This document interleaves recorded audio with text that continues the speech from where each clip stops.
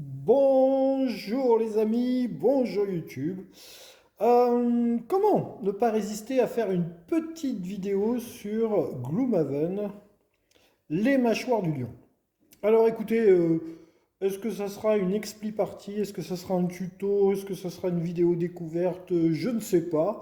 Mais je voulais vous livrer mon sentiment à chaud sur ce nouvel opus de Gloomhaven qui est donc bien moins cher que la boîte d'origine, qui coûtait aux alentours de 180-150 euros, suivant les revendeurs, on va dire. Et donc, voilà, je voulais vous faire voir pour à peu près 60 euros, autour de 60 euros, 50, entre 50 et 60 euros, qu'est-ce que nous proposait ce Gloomhaven, les mâchoires du lion, et vous faire peut-être une partie du premier scénario. Voilà, une partie découverte pour ceux qui ne connaîtraient pas du tout le jeu. Ceux qui connaissent le jeu ne vont rien apprendre, et puis ceux qui veulent le découvrir. Alors déjà, on va regarder ce qu'on a dans la boîte.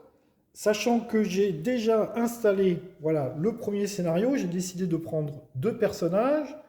Donc, dans la boîte de base, vous avez en tout quatre personnages, sachant qu'ils sont complètement adaptables à la première version de Gloomhaven, c'est-à-dire que vous pourrez vous en servir pour faire le Gloomhaven original, on va dire. Donc, vous avez un livre de scénario qui compose une 25 scénarios à peu près, je crois, dont 5 scénarios sont là pour vous apprendre les bases du jeu. Et c'est un peu ce que je vous propose. Alors je ne sais pas si je ferai les 5, au moins je vais faire le 1, ça c'est sûr, en vidéo, qui après on verra. Vous avez ensuite ici une règle de jeu. Voilà, une règle de jeu qu'on va suivre un petit peu à la lettre pour l'installation du scénario. Donc voilà les quatre personnages qui vous sont proposés, l'artificier, le lanceur de hache, le garde rouge et la gardienne du néant. J'ai choisi de prendre le lanceur de hache, voilà, qui est symbolisé par une belle petite figurine, et la gardienne du néant, qui est ici. Voilà, je choisis de jouer avec deux personnages. Un seul personnage, c'est pas prévu. En solo, il faut au moins prendre deux personnages. Et on va dire que le jeu, en fait, tourne très bien à 3. Je pense que le chiffre idéal pour Gloomhaven, ils disent entre 1 et 4, mais quand vous êtes en solo, vous jouez avec deux personnages. Quand vous êtes à 4, si vous êtes à 4 joueurs physiquement présents, ça peut sembler peut-être un peu long. Les parties vont être assez longues. Je pense que le chiffre idéal, c'est 3. Bon, c'est complètement jouable à 4, bien évidemment. Voilà, donc chaque personnage est livré avec une petite boîte. Vous allez voir, on va ouvrir la petite boîte pour que je vous fasse voir ce qu'il y a à l'intérieur. Mais je voulais vous faire un petit panel avant de tout ce que vous allez trouver dans la boîte. Ici, ce sont les cartes de modification d'attaque des monstres. On y reviendra par la suite. Ça, c'est la fiche de monstre. Une petite carte qui va vous montrer dans quel endroit vous allez agir, sachant que j'ai collé une première étiquette ici qui est le scénario 1. Est-ce qu'il y aura du divulgage dans cette vidéo? Oui, forcément, il y aura un peu de divulgage, mais c'est le premier scénario, honnêtement. Ça va vraiment pas vous gâcher votre plaisir du jeu. Et ça va vous donner plutôt une impression de ce à quoi va ressembler le jeu. Donc, honnêtement, ça va pas vous gâcher grand-chose. Voilà. Ce qui reste dans la boîte, ben, il reste les deux autres personnages. Il reste les figurines des personnages qui sont ici. Ici, on a des boîtes surprises qu'il ne faut pas ouvrir. Ici, il nous reste des fiches de monstres. Ici, on a tout un tas de cartes que je ne vous dirai pas à quoi ça correspond. Ensuite, on a ici un petit rangement pour les jetons. Donc ça, c'est très très bien d'avoir prévu un rangement pour les jetons. Aussi pour les cartes d'ailleurs, hein, c'est prévu, et là il y a un rangement pour les cartes, c'est très pratique. Par contre, celles-là, je ne sais pas où je vais les mettre. Voilà, là vous avez tout un tas de cartes qui seront en fait les phases d'action des monstres. Moi je le sais parce que j'ai lu un petit peu la suite et que je connais le jeu. Ensuite, vous avez tout un tas de sacs plastiques. Voilà, pour ranger, alors là ça va être un joyeux bordel dans la boîte, pour ranger les monstres, les différents monstres que vous allez rencontrer. Il y a le chat qui commence à miauler. À chaque fois que je fais une vidéo, en fait, le chat veut sortir. C'est incroyable. Ici, vous avez une planche qui va vous servir bien plus tard dans le jeu. Ici, vous avez une petite BD dans un style... Ouais, voilà, moi j'aime pas, mais bon, elle a le mérite d'exister. Voilà, c'est offert en cadeau. C'est une exclusivité, voilà. Enfin, en cadeau. Vous savez qu'il n'y a pas réellement de cadeau, hein, c'est inclus dans le prix, on va dire. Voilà. Ensuite, vous avez une petite planche de stickers pour coller sur la carte. Ensuite, vous avez un livret complémentaire de scénarios pour les scénarios qui tiendront sur plus de 2 pages. Ensuite, vous avez un glossaire. Si jamais il y a des trucs que vous ne comprenez pas, vous pouvez revenir au glossaire pour avoir une explication détaillée. Alors, un truc qui est super bien quand même, il faut le préciser. Le glossaire, bon, le glossaire, il est super...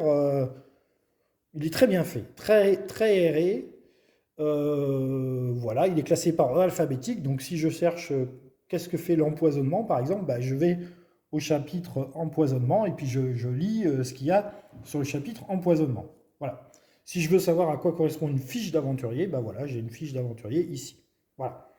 Donc, en plus de ça, la police de caractère utilisée dans le glossaire, ah, ça fait du bien. Honnêtement, ça fait du bien de penser bah voilà, aux personnes un petit peu vieilles, hein, ou penser aux boomers un peu, qui ont un peu des difficultés à lire, et puis qui veulent surtout... le problème n'est pas de lire avec des lunettes, c'est fait pour, hein, on peut lire. Mais c'est de lire de façon confortable. Voilà, c'est de lire de façon confortable. Et là, on lit de façon confortable.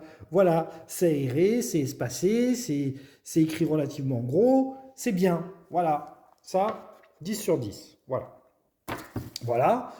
Donc le glossaire. Et ensuite, on a une petite feuille de bienvenue, voilà, qui vous explique alors comment ranger les pions. Donc ça, c'est très très bien. Alors on ne dit pas comment ranger les cartes. Ça, c'est moins bien. Parce que là, effectivement, on a un petit compartiment, vous voyez, pour ranger les cartes. Mais sachant qu'il va falloir que je rajoute ce paquet de cartes et qu'il va falloir que je rajoute ce paquet de cartes. Et ce paquet de cartes, à mon avis, il ne rentre pas. Hein. Quand toutes les autres cartes seront mises, à mon avis, celui-là, il ne rentre pas. Hein. Donc, est-ce qu'il faut mettre les cartes avec les monstres? Mais si on met les cartes avec les monstres, oui, c'est peut-être ça. Ouais, je pense que ça va être ça. Mon rangement, ça va être ça. Et du coup, il faudra que je mette un monstre par sac plastique. Bon, pourquoi pas. Voilà. Donc ensuite, on a des petits... on va virer la boîte. La boîte qui est assez épaisse, hein, vous voyez quand même. Voilà la taille de ma main, sachant que j'ai des petites mains. Et la taille de la boîte est assez épaisse. Voilà.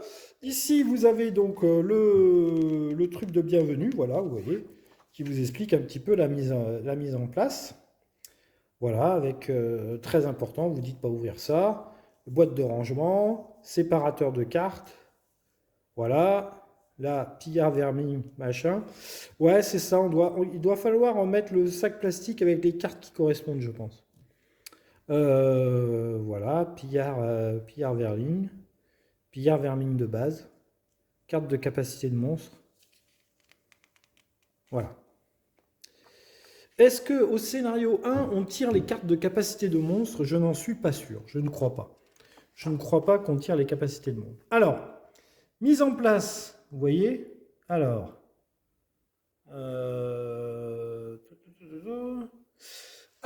on va ouvrir les boîtes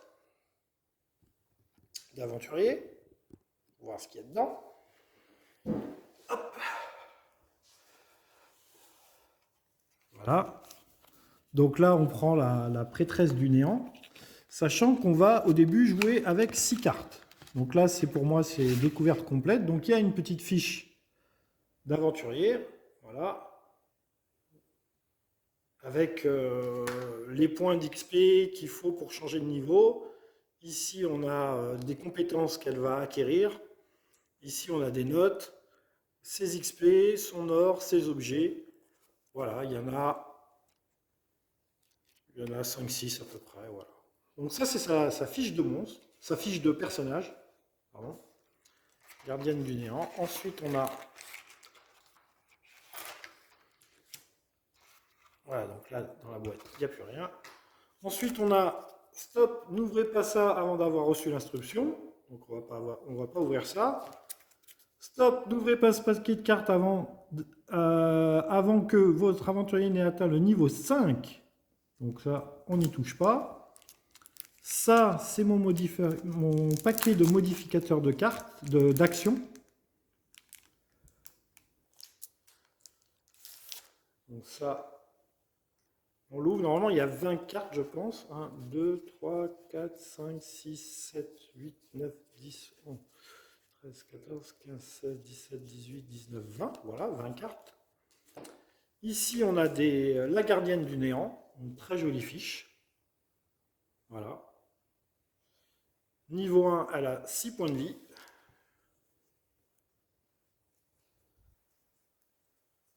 Donc là, je prends, je pense, un rouleau comme ça, là, et je marque qu'elle a 6 points de vie. Voilà, 6 points de vie. Hop, je vais mettre ça. Je ne sais pas trop comment je vais m'organiser, voyons voir. Voilà. Ça, il va falloir que je le mélange. Ça, les petits marqueurs. Les petits marqueurs, c'est pour activer ou désactiver des cartes, souvent. Je ne sais pas si j'en aurais besoin dès le premier scénario.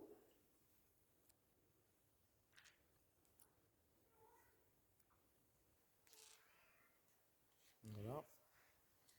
Ça, on met ça là. Ça, on va mélanger. Chut, chut, le chat. On va mélanger ça.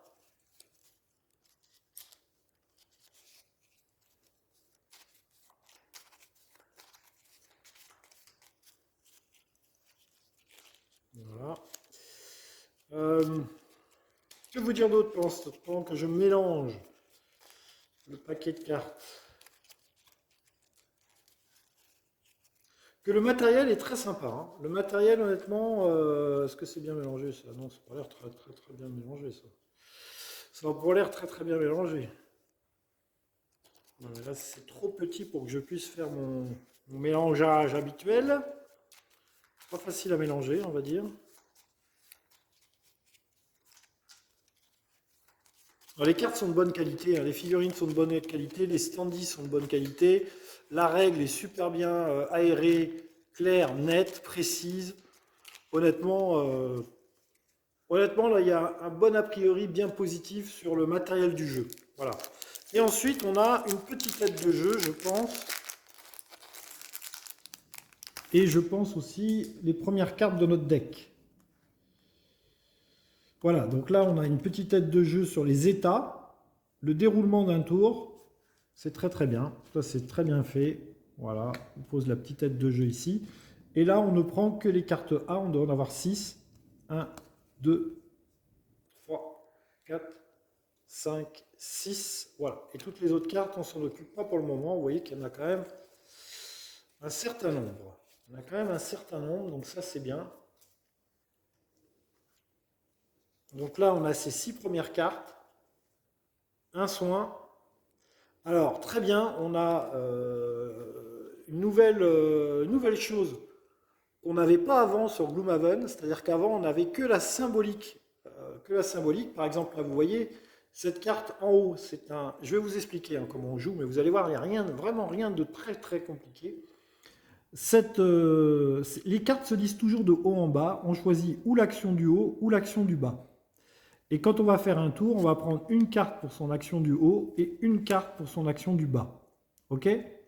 Voilà, donc un tour de jeu, un tour de combat, je sélectionne 2 cartes, je prends une de mes cartes pour l'action du haut, une de mes cartes pour l'action du bas. Et je choisis parmi toutes les cartes que j'ai. Sachant que pour ce premier scénario, chaque personnage n'aura que 3 cartes. Et comment on se lise les cartes? Vous voyez, ça c'est une attaque de force 3, donc qui ferait 3 dégâts, à une portée de 3. Donc, ma gardienne est ici, donc à une portée de 3. 1, 2, 3, je pourrais faire cette attaque sur ce vermine. Les vermines de base, donc ça c'est le numéro 3, vous voyez, le numéro 3, c'est un vermine normal. Il a 5 points de vie. 5 points de vie, il a 1 de mouvement et il a 2 d'attaque. Je ne sais pas si on voit la caméra. 5 points de vie, 1 de mouvement, 2 d'attaque. Ok?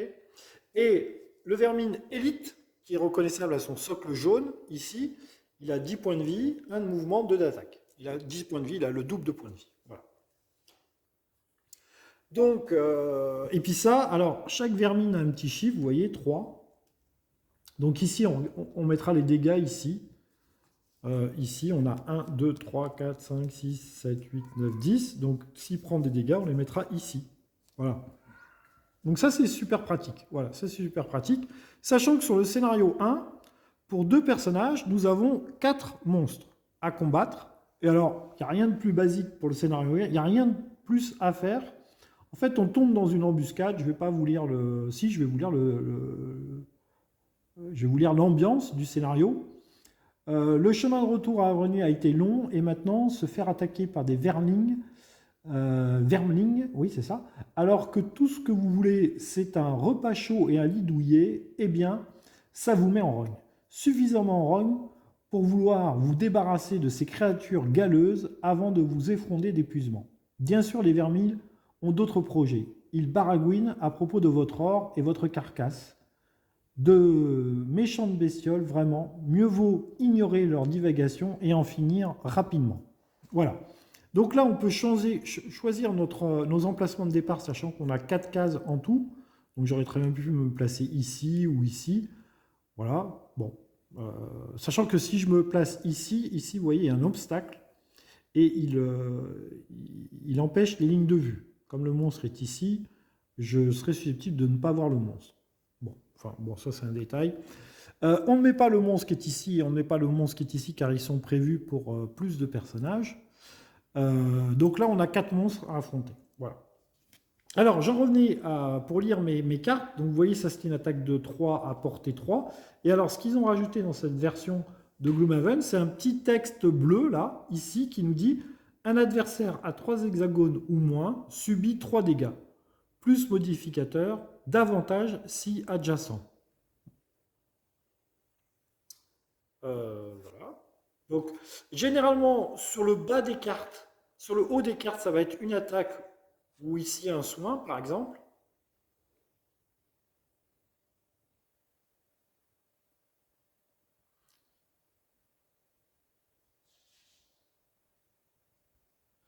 Très bien. Ici, en bas, généralement, vous avez des déplacements. Vous voyez, déplacement, déplacement, déplacement. Ça met d'autres choses. Un soin. Voilà, donc là, vous avez des différents trucs. Voilà. Donc ça, c'est pour ma gardienne du néant. Et à côté, j'ai le lanceur de hache. Donc pareil, je vais ouvrir la boîte du lanceur de hache. Donc pareil, petite fiche de personnage. La fiche du lanceur de hache, très classieux. Et à l'intérieur, je retrouve voilà, ces petits marqueurs.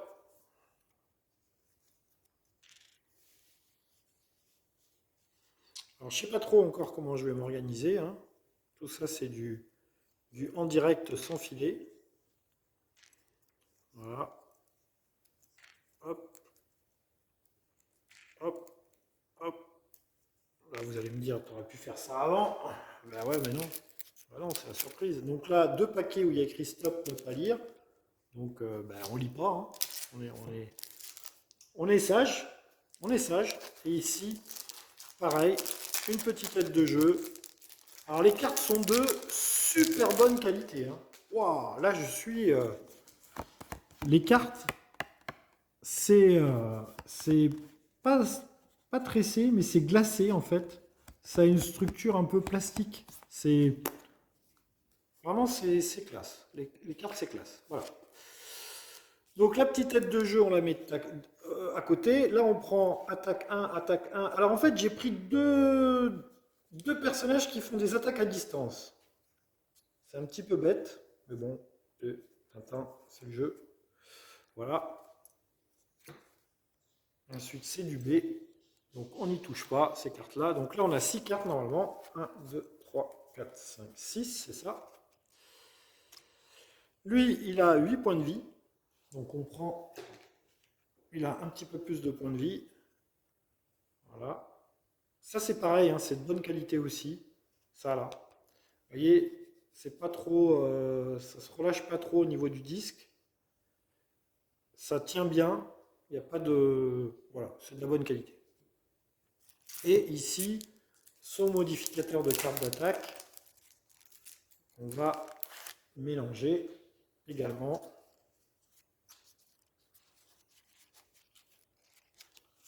Ouais. Ouais, ça va être pas facile à mélanger d'entrée.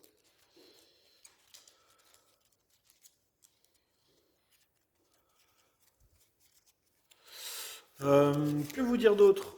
Après, on va démarrer. Alors, vous voyez, le marqueur d'initiative est placé près du centre de la table. Alors, les marqueurs d'initiative, c'est ça. Je vais les mettre ici. Voilà. Je vais les mettre ici. Ça va nous servir à déterminer dans quel ordre on joue, en fait. Je vais les classer dans quel ordre on joue. Sachant que pour ce scénario, les monstres ont toujours 50 d'initiative.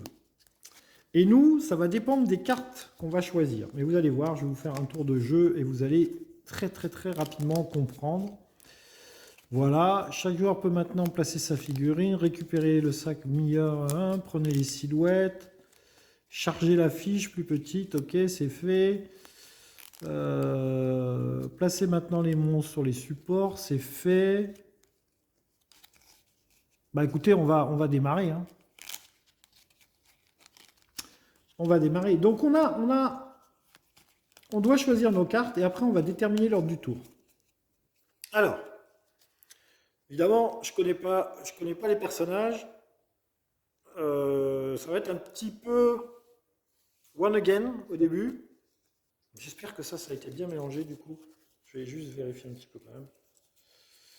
Ouais, c'est moyenasse au niveau du mélange. Hein.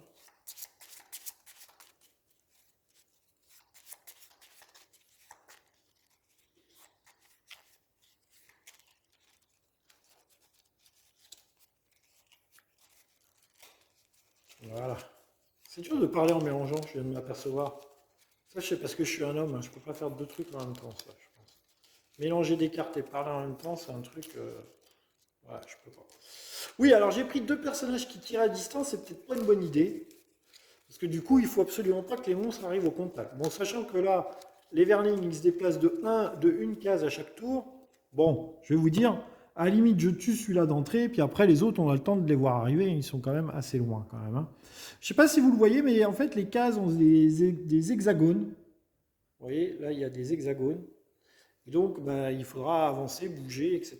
Donc, alors, on va regarder les cartes du lanceur de hache. On va choisir les actions du lanceur de hache. Alors, une attaque de force 3 à 3 de distance, sachant que je suis à 2, donc c'est bon. Une attaque de force 2 à 3 de distance. Alors, je vais essayer de garder mes grosses attaques pour le boss, là. Parce que lui, il a 10 points de vie. Hein. Une attaque à 1, portée 3, mais qui fait 3 cibles. Dommage. Et qui fait confusion. Alors, confusion, si on veut savoir ce que c'est, hein, qui inflige confusion, on a ici, voilà, notre petite aide de jeu. Puis regarde, confusion, le personnage gagne des avantages pour ses A4. Retirez le pion pour les prochains, au prochain tour.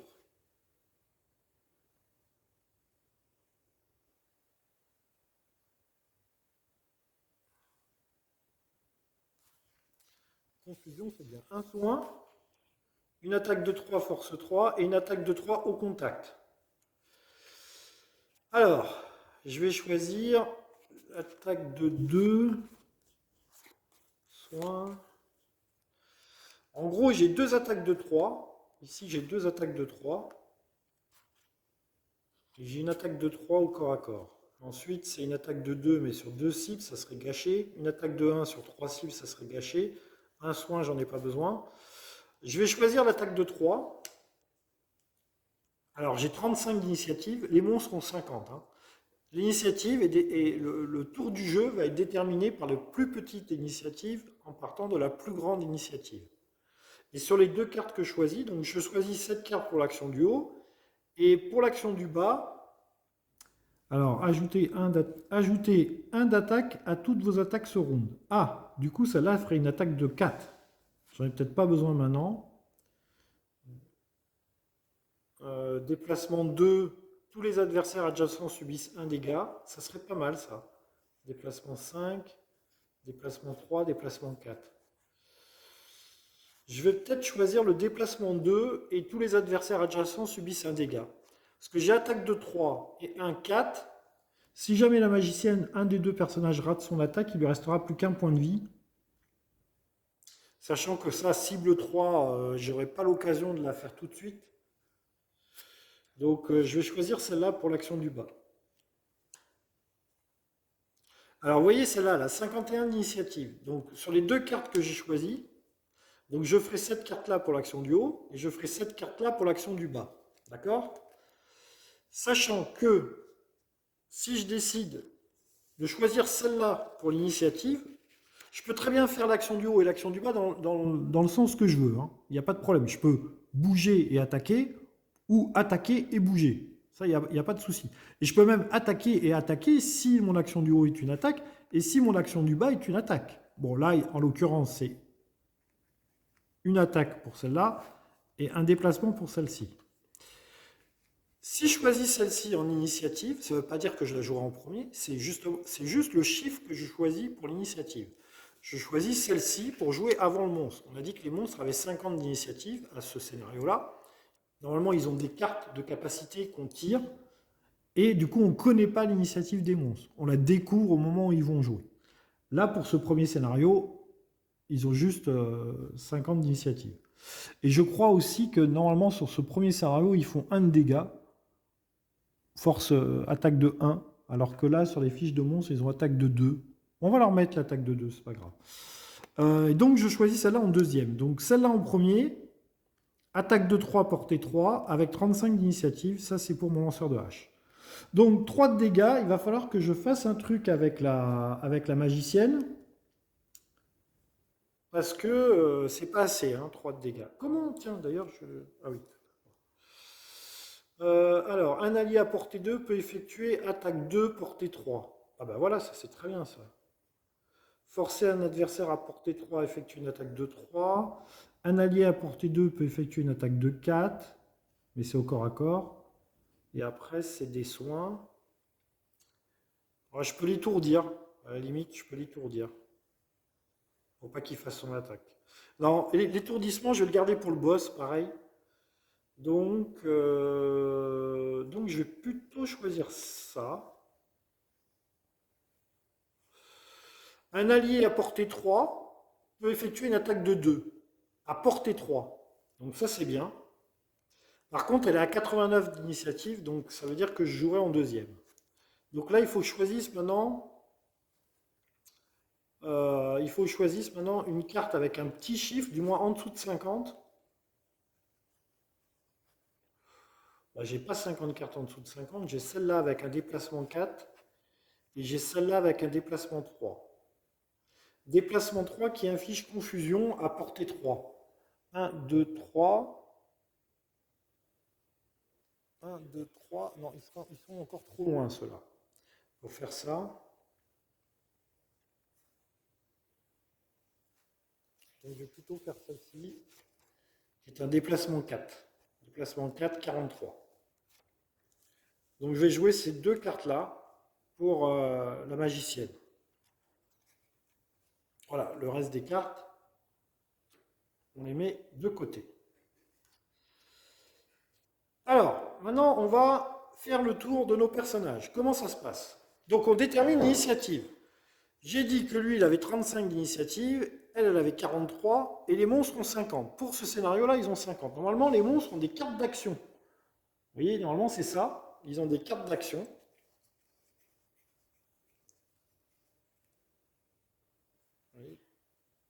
Vermine de base. Voilà. Normalement, ils ont des cartes d'action. Je vais vous faire voir quand même. Là, je divulgue rien. Hein. C'est juste pour vous expliquer comment les monstres fonctionnent. Voilà, ils ont des cartes d'action. Et les cartes d'action, hop, on en tire une. Et ils nous disent, ben, à ce tour-là, ils auront initiative 50. Ben, voilà, c'est exactement pareil. Le déplacement n'est pas modifié, donc ils se déplacent à leur valeur de base, c'est-à-dire 1. Leur attaque n'est pas modifiée, ils attaquent à 0, c'est-à-dire ils attaquent normalement. C'est-à-dire que là, les vermines, ils attaquent avec 2. Voilà. Donc 50, bah, c'est exactement le cas qui se produit là maintenant, c'est-à-dire ils ont 50 d'initiative, mais là vous avez tout un tas de cartes qui en fait sont l'IA des monstres. Voilà, ça correspond à l'IA des monstres. Voilà. Là, pour ce scénario-là, ils ont initiative 50, ils se déplacent d'une case et ils font attaque 2. À 50. Donc 35, c'est donc le lanceur de hache qui joue en premier. On a dit qu'il faisait une attaque de 3 à portée 3. Alors, à portée 3, c'est bon, le monstre est à 2 cases de lui, donc c'est bon.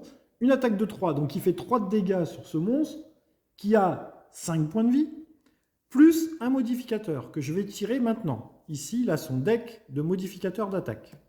Donc je tire, donc 3, je fais 3 dégâts normalement. 3, moins 1, je tire à moins 1. Donc je fais 2 dégâts au monstre. Donc je prends 2 petits trucs comme ça là. Non, 2 normaux là. Voilà, 2 normaux, 2 points de dégâts. Et que je mets au monstre numéro 3. Parce que ce monstre a un petit 3 ici. Hop, alors ça on va le mettre ici. Pour que vous puissiez voir. Voilà, donc le 3 a pris 2 de dégâts. Il a 5 points de vie. Et du coup, j'ai joué cette carte ici, qui va dans ma défausse. Alors, la défausse, je vais la mettre où? J'en sais rien. Bon, je la mets en dessous de la fiche. Vous ne la voyez pas, mais elle est en dessous de la fiche. Ensuite, je joue ma deuxième carte. Donc, j'ai joué ma première carte pour l'action du haut. Donc, maintenant, je vais jouer ma deuxième carte pour l'action du bas. C'était un déplacement de 2. Tous les adversaires adjacents subissent un dégât.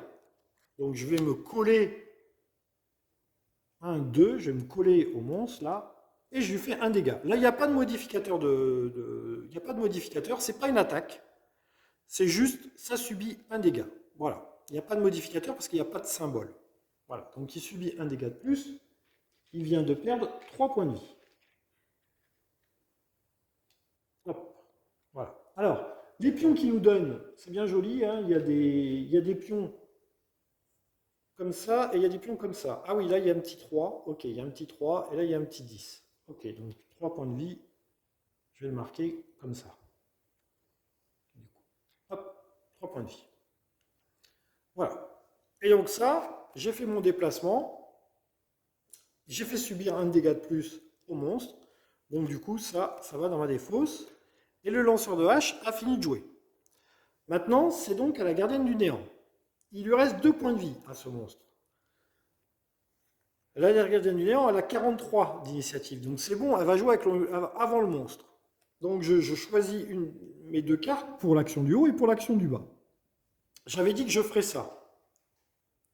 Ah, alors, vous voyez, d'entrée j'ai merdé. Hein. Alors ça c'est parce que c'est le fait de parler et de jouer en même temps. Vous allez voir pourquoi j'ai merdé. Vous allez voir. Vous allez vite comprendre. Alors, portée 3, un allié à portée 3 peut effectuer une attaque de 2. Portée 3. Le problème, c'est que c'est portée 3. Vous allez comprendre pourquoi c'est un problème. Vous allez voir. 1, 2, 3. Donc, il est bien à 3 cases de distance. Donc, ça, pour le moment, ça marche. Hein, ok. Donc, lui, va faire une attaque de 2 sur le monstre. Le problème, c'est que c'est une attaque à distance. C'est censé être une attaque à distance. Alors, quand on fait une attaque à distance et qu'on est au corps à corps, on a ce qu'on appelle des avantages. Désavantage, ça veut dire que je vais tirer 2 modificateurs et je vais choisir le plus négatif. Eh ben oui, c'est dommage.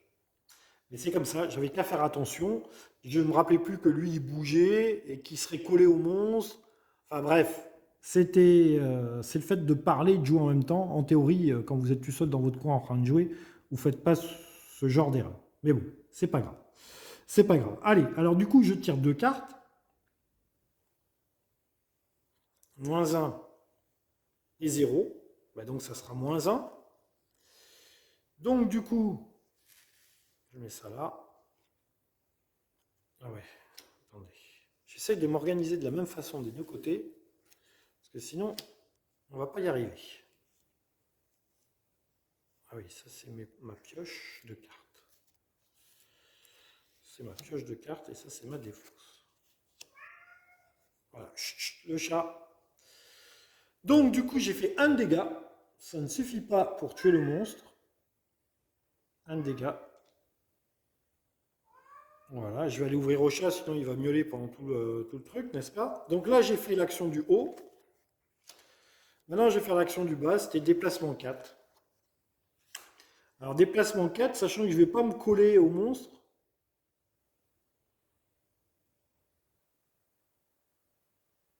Mais le monstre va se coller à moi.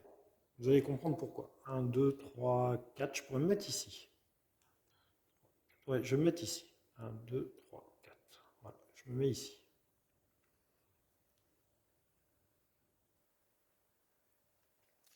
Je me mets ici. Donc là, j'ai fait ma deuxième action pour le bas. C'était déplacement 4. Voilà. On a fini ce tour de combat pour mes deux personnages. Bah maintenant, alors normalement, en théorie, on fait artificier. Non, c'était pas du tout l'artificier que j'avais pris, moi. Pourquoi il y a l'artificier là? Ah, c'est pas du tout l'artificier. Je reviens, je suis pas loin, je suis juste à côté. Lanceuse de hache, oui.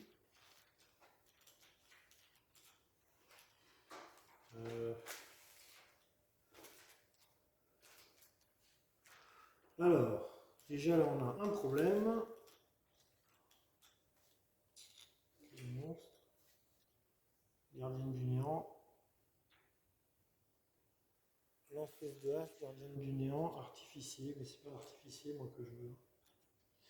Lanceur de hache, gardienne du néant et verline de base. Diabotin. Monstruosité.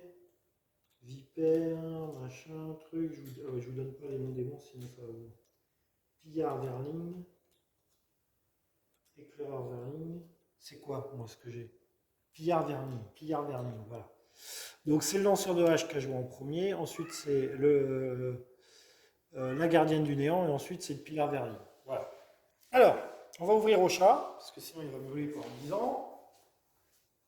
Voilà, on y va.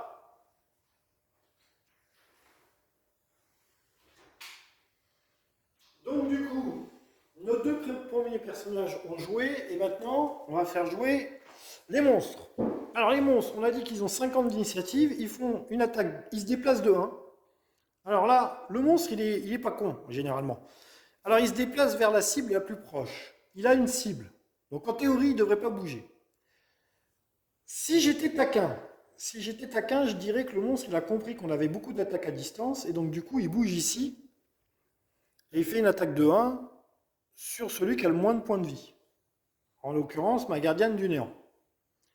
Ça serait le plus logique. Bon, là, on est dans un scénario d'initiation, enfin c'est le premier scénario, les monstres ils sont encore pas au top de leur intelligence, donc le monstre il ne peut pas savoir tout ça, hein, qu'on a des attaques à distance, que la gardienne du néant elle a moins de points de vie que mon lanceur de hache, donc le monstre il se dit, il y a un type à côté, je tape dessus et j'ai une attaque de 2. Voilà, j'ai une attaque de 2, le modificateur d'attaque des monstres il est là, ce sont les cartes qui sont ici. Donc on va tirer son modificateur d'attaque. Il fait 2 de dégâts, donc je tire. 2 moins 1, il fait 1 de dégâts. Et donc ici, mon lanceur de hache prend 1 de dégâts, il passe à 7. Il a 7 points de vie. Voilà. Ce monstre-là a joué. Ensuite, tous les autres jouent. Ils ont 1 de mouvement. Et ils se rapprochent de nous. Donc lui, il va là. Lui, il va là. Lui, les espèces de cul-de-sac, là, il est obligé de passer comme ça, parce que là et là, il y a des rochers, des pics et un rocher. Donc là, ces 3 cases-là, il ne peut pas y aller, donc il est obligé de passer par là. Voilà. Quand c'est le tour des monstres, tous les monstres jouent. Hein. S'ils étaient au contact, ils auraient tous attaqué. Hein. S'ils avaient des pouvoirs pour avoir des armes à distance, etc., ils auraient utilisé leurs pouvoirs avec leurs attaques à distance. Bon, voilà. Alors, nouveau tour, ben, on va pareil, on va choisir nos cartes pour la gardienne et pour le lanceur de hache. Alors, on va essayer de moins faire de bêtises. Alors, étourdissement, portée 3. Sachant qu'il nous reste un monstre au contact qui a 1 point de vie. Alors, je vais déjà regarder si j'ai des attaques au contact pour le lanceur de hache, parce que lui, il est au contact. Donc, on va choisir le lanceur de hache, et on va regarder ses armes au contact. Là, il a un soin, une attaque de 3, mais à portée 3, une attaque de 3, une attaque de 3, portée 3, 2 cibles.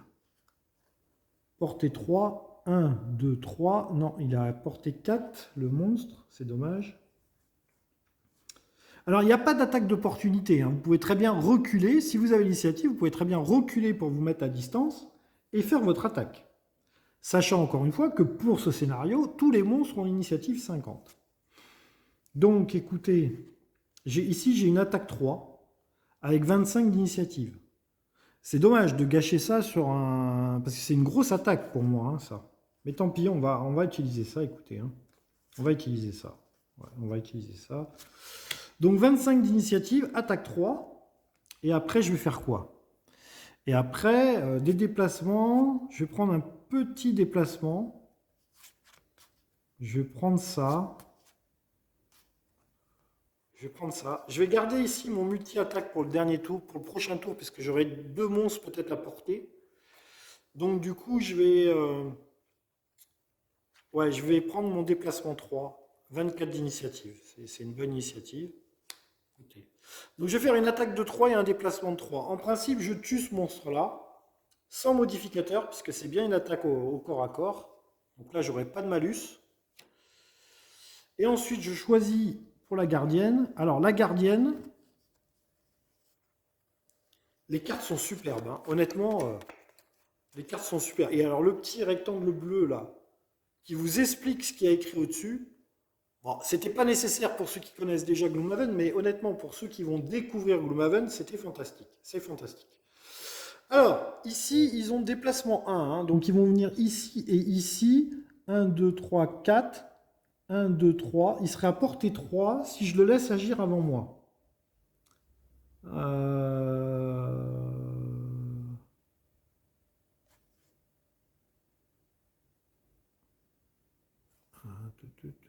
Donc j'ai ça. J'ai ça, mais j'agis avant les monstres. J'ai surtout ça là. Regardez, forcer un adversaire à portée 3 à effectuer une attaque de 3, ciblant un adversaire de votre choix. Donc je pourrais dire lui attaque lui ou lui attaque lui.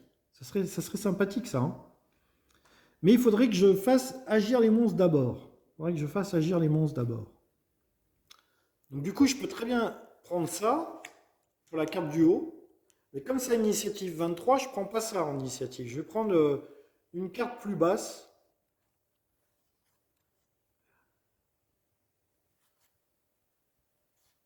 Alors, je peux aussi choisir les cartes pour leur action de base. Vous voyez, ça c'est leur action principale. Et ici, ils ont 2 actions de base. Si je choisis celle-là pour l'action du bas, je peux évidemment faire ça. Mais je peux aussi faire juste un déplacement de 2. Et si je la choisis pour l'attaque, je peux faire une attaque de 2. Voilà, il y a des fois, il y a des cas de figure où ça peut être intéressant. Là, j'ai bien envie de faire ça, là. Déplacement 2 et renforcement. C'est-à-dire, je donne de la puissance. À portée 3. C'est-à-dire, ou sur moi, ou sur un allié à portée de 3. Hein, déplacez-vous de 2 cases, puis jusqu'à la fin des tours, vous gagnez avantage pour toutes vos attaques ou un allié à 3 hexagones gagne avantage. Vous voyez, ça peut être pas mal. Ça peut être pas mal. Donc, je vais faire ça. Alors, encore une fois, on part du principe que on n'est peut-être pas au top de nos décisions. En tous les cas, avec elle, je choisis d'agir après les monstres, puisque j'ai pris 68 d'initiative. Hein. Je ferai sûrement mon attaque avant mon déplacement, mais pour le moment, écoutez, je choisis d'agir après les monstres. Voilà. Donc on a choisi nos cartes, nos initiatives. On met ici les initiatives, donc ça sera le lanceur de hache. Ensuite, ça sera les pilleurs verling. Et ensuite, ce sera la gardienne du néant. Ça sera l'ordre du prochain tour.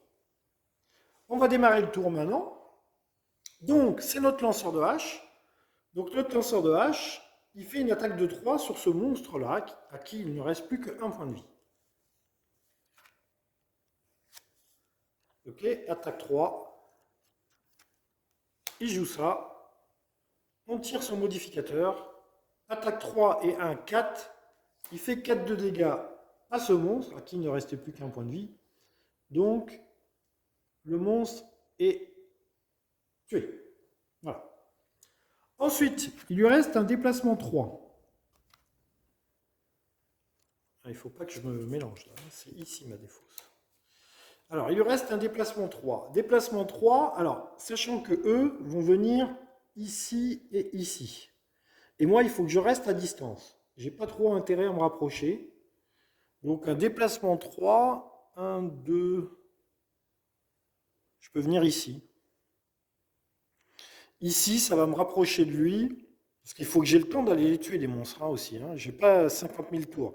Je vais vous expliquer après comment est-ce qu'on va compter les tours de jeu. Vous verrez quand on fera un premier repos. Donc j'ai bien envie de venir ici. 1, 1, 2, 3. Ou 1, 2, 3. Ou venir ici. Ouais, ici, ça serait pas mal. Non, ici, il sera en contact, lui. 1, 2, 3. Il faut que je vienne ici. 1, 2, 3. Ouais, il faut que je vienne ici. Je sens qu'après, il ne me restera plus que des attaques à distance. Donc, ouais, je vais faire ça. 1, 2, 3. Voilà. Je viens ici. Le lanceur de hache à jouer, c'est maintenant au monstre. Tous les monstres se déplacent de 1 en direction des personnages. Donc lui, il vient ici. Lui, il vient ici. Lui, il vient ici. Il pourrait venir ici ou ici. Hein. Ça revient exactement au même. Il a autant de cases d'ici que d'ici. Et il me reste maintenant... Ah, donc, ils ont attaque 1 à portée 1. Donc, attaque 1 à portée 1. Ils n'ont personne à portée, donc ils ne peuvent pas attaquer. Ensuite, la gardienne du néant. Alors, on a dit qu'elle faisait cette action-là. Forcer un adversaire à portée 3 à effectuer une attaque de 3, ciblant un adversaire au choix. Donc, elle va forcer 1, 2, 3, lui, à attaquer lui sur une attaque de 3. Donc, elle fait une attaque de 3 sur le monstre numéro 2. On tire son modificateur. 3 moins 1.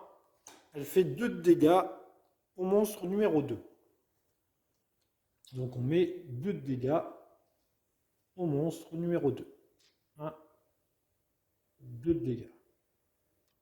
Voilà, il reste 3 points de vie. Elle a fait son action du haut, ça va dans la défausse. Et maintenant, elle a l'action du bas, qui est un déplacement de 2 avec renforcement, qu'elle peut mettre ou sur elle, ou sur le lanceur de hache. Déplacement de 2.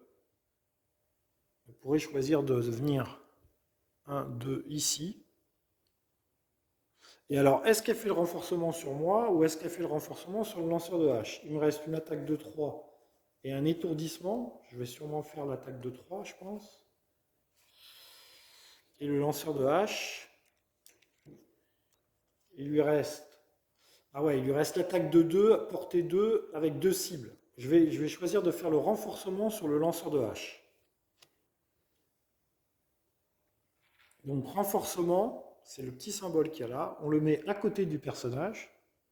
Voilà, il a renforcement pour le prochain tour. Et le renforcement sera... Le personnage gagne avantage pour ses attaques. Retirer le pion à la fin de son prochain tour. Avantage, c'est pareil, c'est la même chose que confusion, mais dans le sens positif. C'est-à-dire que chaque attaque du lanceur de hache, on tirera 2 cartes de modificateur et on choisira la carte qui donne le plus d'avantages. Voilà. Allez, c'est parti pour un nouveau tour. On a fait le lanceur de hache, on a fait les vermines, on a fait la gardienne du néant. On est parti pour un nouveau tour. Donc là, théoriquement, il ne leur reste plus que 2 cartes chacun. Vous voyez ? Et après, on sera obligé de faire un repos court. Je vais vous expliquer après qu'est-ce que c'est qu'un repos court. Ça nous fera perdre une carte et vous verrez qu'on aura une carte de moins pour jouer pour le prochain tour. Voilà. Alors, elle a quoi? Étourdissement à portée 3. Alors, étourdissement à portée 3, c'est bien pour le gros, là. Hein, lui, il a 10 points de vie, il faut se méfier. Donc, lui, il n'a plus que 3 points de vie, ça serait bien de le tuer très vite. Donc, attaque 3, portée 3. 1, 2, 3. Il est à portée. Lui, ça serait bien de lui faire ça, là. Attaque 3, portée 3. Et ensuite, j'ai quoi? Un allié à portée 3 peut effectuer attaque 2 au contact. S'il le fait, cet allié subit 1 dégât. Faut voir, faut voir.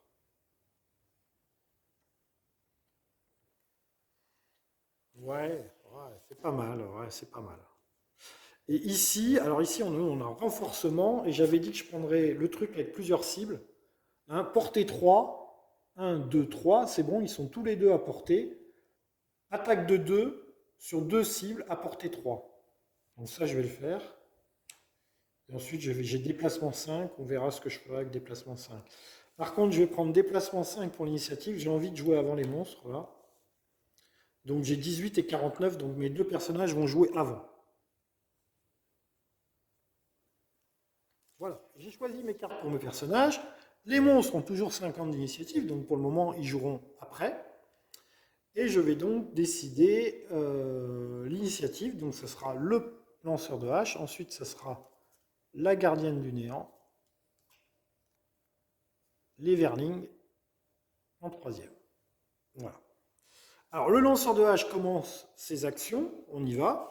Donc il va faire ça. Il va faire donc attaque 2, portée 3. Donc 1, 2, 3. Les deux monstres sont à portée sur 2 cibles. Donc, il peut faire une attaque de 2 sur les 2 cibles. Et la renforcement, je vous rappelle donc que renforcement, pour chaque attaque, je vais tirer 2 cartes et je choisirai la meilleure. On y va. Donc, je choisis d'abord le boss. Donc, il prend une attaque de 2. Je choisis 2 cartes. Alors, là, c'est fabuleux. Vous allez voir pourquoi. Donc, j'ai le choix entre -2 et j'ai le choix entre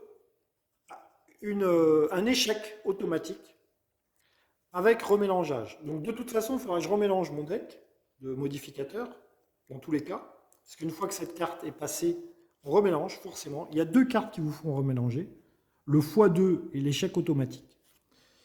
Et -2, ben -2, je ne prends pas l'échec automatique, sachant que 2 -2, ça fait 0. Donc dans les deux cas, malgré mon avantage, je ne fais pas de dégâts.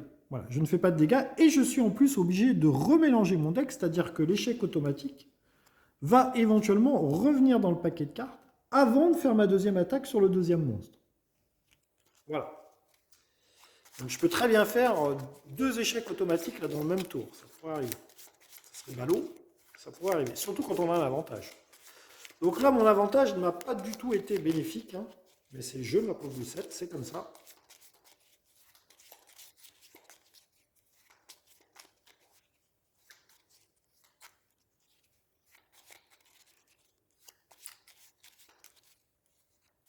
Allez, on tire. Donc maintenant, on fait la deuxième attaque sur le deuxième monstre.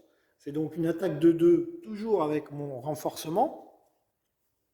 -1 ou x2. Ah! Là, du coup, je prends le x2. Donc 2 x 2, 4. Je fais donc 4 dégâts. Et vous allez voir, je fais 4 dégâts à ce monstre-là, qui a le numéro 2. Il avait déjà pris 2 dégâts. Donc 4 et 2, 6. Il a 5 points de vie. Celui-là, il est mort. On a tué notre deuxième monstre. Et, comme je vous l'ai expliqué tout à l'heure, le x2, lui aussi, on remélange. Donc je reprends mes 2 cartes. Je reprends mon deck de modificateurs et je remélange.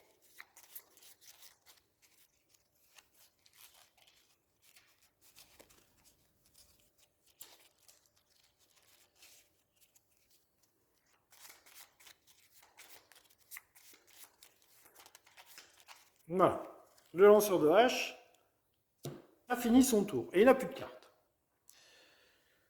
J'ai en action du bas déplacement 5. Alors déplacement 5, ça fait un gros déplacement ça. Alors pareil, je ne vais pas venir au contact avec lui, sachant qu'il se déplace de 1. On va essayer de rester à 2 cases de lui. Donc je vais me mettre, sachant que lui il est encore loin, il va se mettre ici. J'ai le choix entre avancer très vite là-bas, 1, 2, 3, 4, 5, venir ici, par exemple. Mais il faut quand même faire 10 de dégâts ici. Hein. Non, je vais reculer d'une case. Voilà, je vais reculer d'une case. Le renforcement à la fin de mon tour s'en va. Ouais, je peux partir loin, mais le problème c'est qu'il faut aller tuer lui après. Hein. Si je vais de ce côté-là, après, là il y a un obstacle, lui il sera plus à portée de vue. Donc si je vais par là, c'est pas très bon. Je me rapproche de lui effectivement, mais lui, il faut quand même penser à le tuer, hein, sachant qu'il a 10 points de vie. Voilà, ensuite on a dit que c'était la gardienne du néant. Donc lui il a fini son tour, la gardienne du néant, Elle a dit qu'elle faisait une attaque de 3 à portée 3.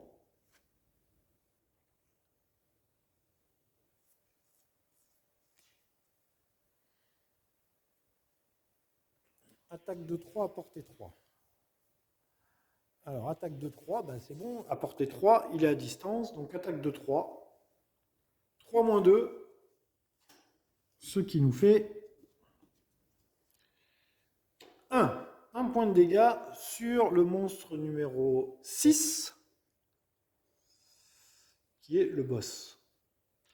Voilà. Lui, il a 10 points de vie, lui, attention. Hein. Donc ça, c'était mon attaque de 3 à portée 3. Et ensuite, j'avais un allié à portée 2. À portée 3 peut effectuer une attaque de 3. S'il le fait, cet allié subit un dégât. Ouais, si j'avais été au corps à corps, j'aurais pu faire cette carte-là à mon copain, là. Mais c'est pas le cas. Donc du coup, je vais effectuer l'action de base qui est ici, qui est un déplacement de 2. Bah écoutez, je vais reculer d'une case pour pas être au contact. 1, 2, 3. Je reste quand même pas trop loin de mon copain. Lui, il va venir là, de toute façon. Ouais, là, ça me paraît bien. Ça me paraît bien. Voilà. Ok, donc là, on a joué. Le lanceur de hache a joué. La gardienne du néant a joué. Les vermines vont jouer. Donc, ils se déplacent de 1. Donc, lui, il va venir là. C'est logique. Il pourra aller là. Il sera à 2 cases. Autant se mettre à 2 cases des deux personnages. Et lui, il va venir ici. Voilà, les monstres ont bougé, ils font attaque de 2 au contact. Ils n'ont personne au contact, donc ils ne touchent personne. Et nous allons commencer un nouveau tour. Je n'ai plus de cartes, ni avec le lanceur de hache, ni avec la gardienne du néant. Puisqu'on a joué 3 tours, on a dépensé 6 cartes, et nous n'avons que 6 cartes pour ce premier scénario. Donc du coup, nous allons reprendre nos cartes, et nous allons faire ce qu'on appelle un repos court. Le repos court consiste à mélanger ces cartes,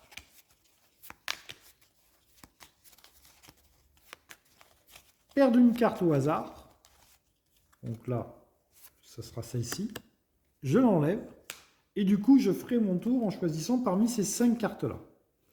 Donc du coup, nous ne ferons plus que 2 tours avant de refaire un repos. Eh oui. Et c'est comme ça, ma pauvre Lucette, c'est la vie. Et pareil pour... Sachant que j'ai perdu quoi? J'ai perdu mon attaque 3 au corps à corps. Ça, c'est pas bon. Il va falloir que je reste à distance, parce que j'ai plus d'attaque au corps à corps, je pense. Et la gardienne du néant, pareil, a fait son repos court. Sachant qu'on joue tout de suite derrière. Hein. Dans le jeu, il existe aussi ce qu'on appelle un repos long, qui vous fait perdre un tour. Mais par contre, c'est vous qui choisissez la carte que vous éliminez.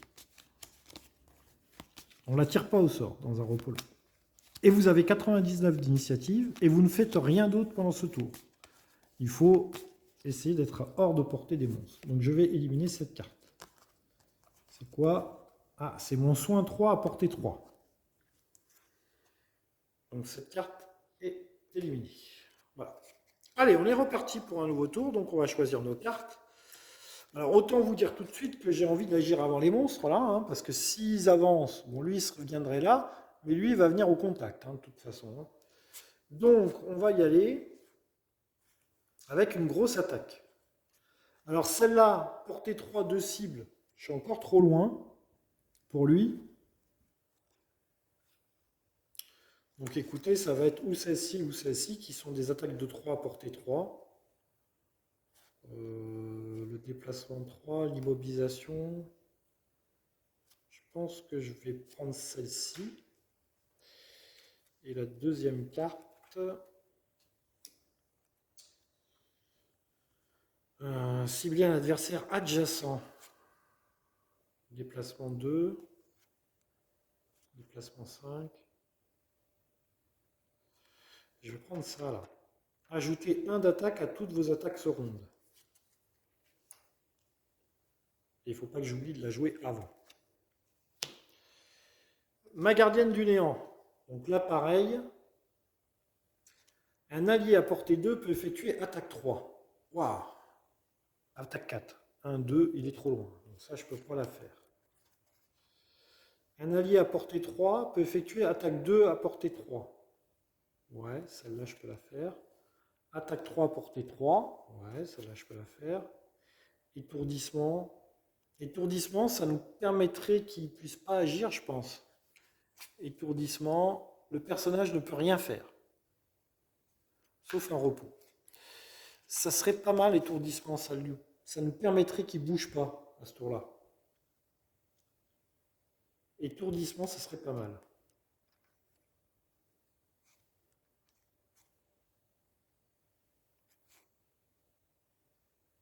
Étourdissement, ça serait pas mal. Ouais. Étourdissement, ça serait pas mal. Ou sinon, on a l'attaque 3 portée 3.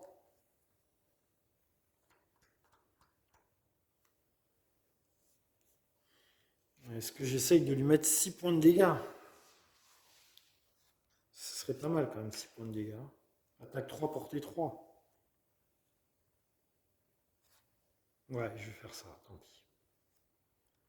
Et est-ce que je fais un soin sur mon guerrier? Confusion. Déplacement, renforcement.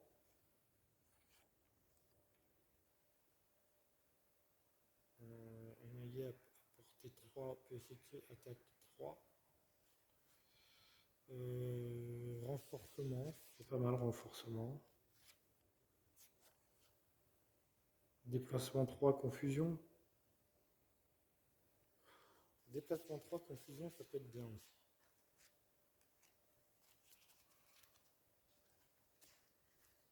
Ouais, déplacement 3, confusion, ça peut être bien. Allez, on va jouer du classique. On va jouer classique. Allez, on est parti. Alors, on commence par le porteur de hache. Le porteur de hache, il va d'abord faire ça. Donc, il va ajouter plus 1 d'attaque à toutes vos attaques ce round. Donc, vous avez dit, cette carte, en fait, elle aurait été bien quand on fait le multi-cible. Là, pour le coup, je ne l'ai pas fait, tant pis.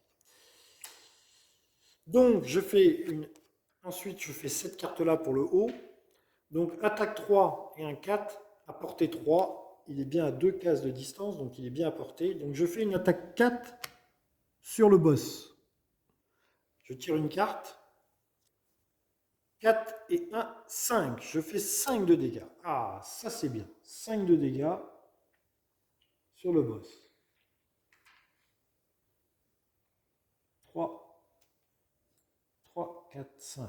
5 de dégâts sur le boss, qui est le numéro 6. Il avait déjà 1 de dégâts apparemment. Donc il a pris 7 de dégâts. 3, 4. Il a pris 6 de dégâts. Pardon, 6 de dégâts.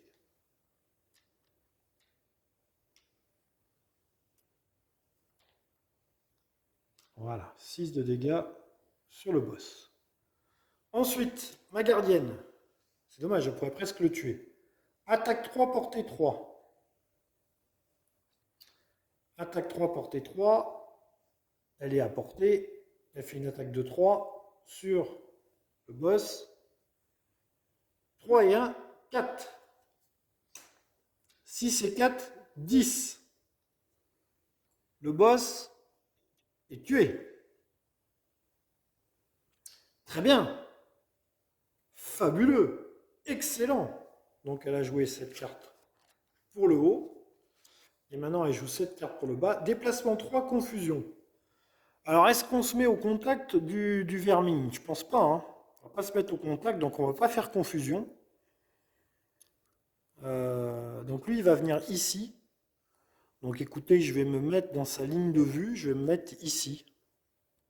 Je vais me mettre ici. Ouais, je vais me mettre ici. Donc je ne fais pas confusion, hein, parce que je suis pas à portée 3, à confusion portée 3. Oui, mais c'est pas grave, il va pas m'attaquer. Donc c'est pas grave, il va pas m'attaquer. Donc ok, on a joué nos 2 cartes. Ce sont les pillards vermines qui jouent. Les pillards vermines, et ils ont déplacement 1. Attaque de 1 autour d'eux au contact, il n'y a personne au contact. Donc on fait un nouveau tour. Nouveau tour. Il nous reste 3 cartes pour le lanceur de hache et 3 cartes pour la gardienne du néant. Alors, attaque 3, portée 3. 1, 2, 3, 4. Il est à 4 de distance. 2 cibles, soin 3. Ah. Donc j'ai que cette carte-là qui peut être intéressante. Mais il faut que je me déplace au moins d'une case. Si je viens là, 1, 2, 3, ouais, c'est bon. Donc je vais faire ça à 35 d'initiative. Et je vais me déplacer de 2. Voilà. Et ici, pour la gardienne du néant, donc c'est bon, elle est à portée. Un allié à portée 2 peut effectuer une attaque de 4. Ah, une attaque de 4. Ah, ça serait pas mal ça. Un allié à portée 2 peut effectuer une attaque de 4. Étourdissement. Ah, je peux faire l'étourdissement.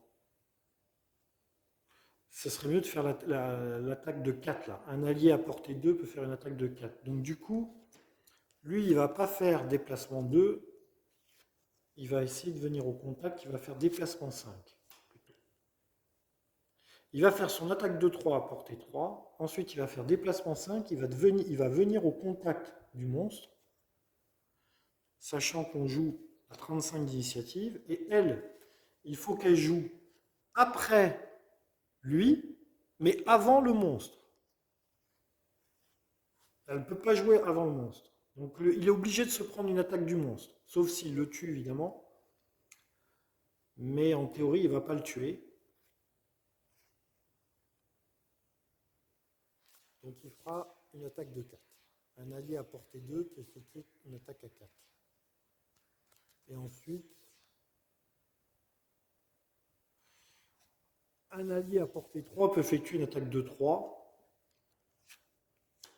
Je peux lui faire 2 attaques à ce tour-là. Ouais, je pense que ça va être puissant. Ça va être puissant.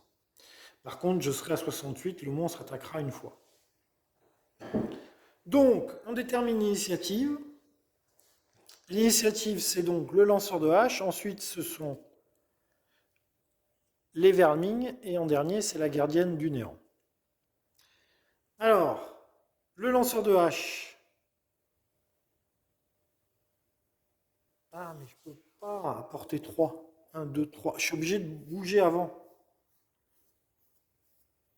Ah, j'ai merdé. J'ai merdé. J'ai merdé.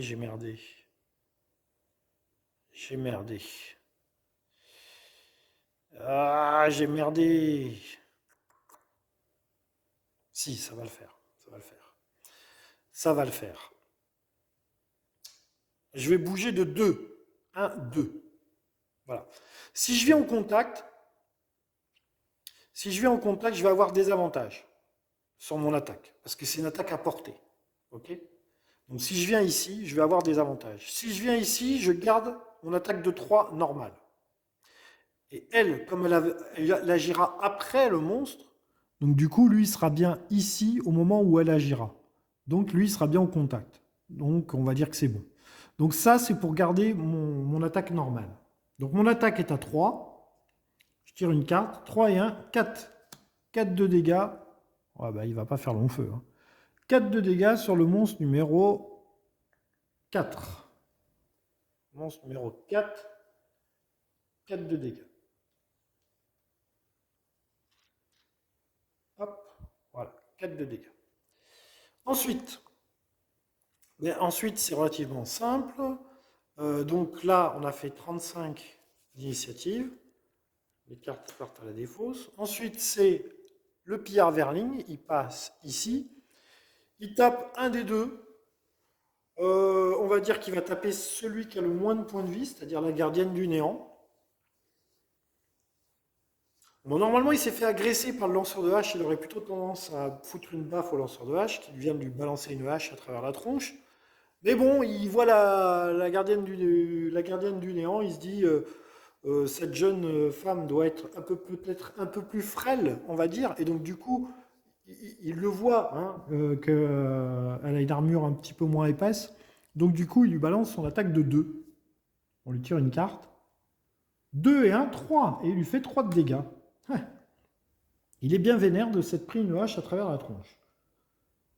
Donc, elle passe à 3 points de vie. Et oui, elle a mal. Elle a mal du coup.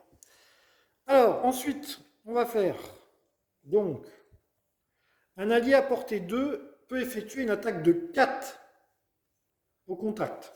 C'est le cas. Donc, elle fait ça.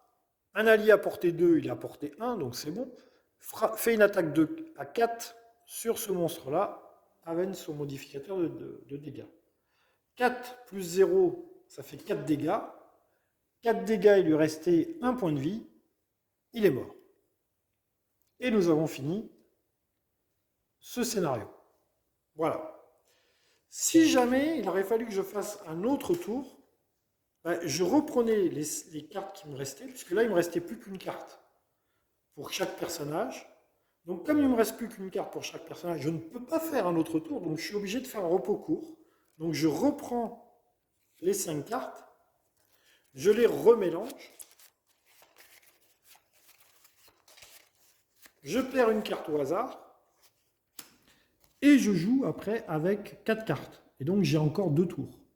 Etc., etc. Et vous voyez bien qu'au bout d'un moment, vous ne pouvez plus jouer parce que vous n'avez plus assez de cartes pour jouer. Donc vous êtes limité, chaque scénario est limité en nombre de tours. Bon là en l'occurrence, j'ai gagné. Et donc du coup, les modificateurs d'attaque, on les remet dans notre pile d'attaque. Les modificateurs d'attaque ici. Donc vous voyez, la gardienne du néant, elle n'a jamais eu son échec total ni son x2. Donc vous voyez, elle n'a pas remélangé son deck de modificateurs d'attaque. Vous voyez? Donc ça, c'est le côté un petit peu aléatoire du jeu qui donne un peu de piquant, parce que ce n'est pas qu'un jeu de mathématiques, on pourrait tout calculer, et vous voyez que le fait de parler et de jouer en même temps, je n'optimise pas toutes mes actions, je fais même des ratés, puisque elle finit à 3 points de vie, il finit à 7 points de vie, voilà, bon. Écoutez, c'était en tous les cas excellent.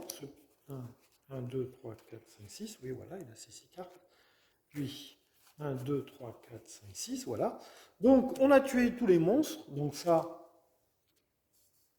Voilà, conclusion. Alors, vous essuyez le sang du dernier vermine de votre visage.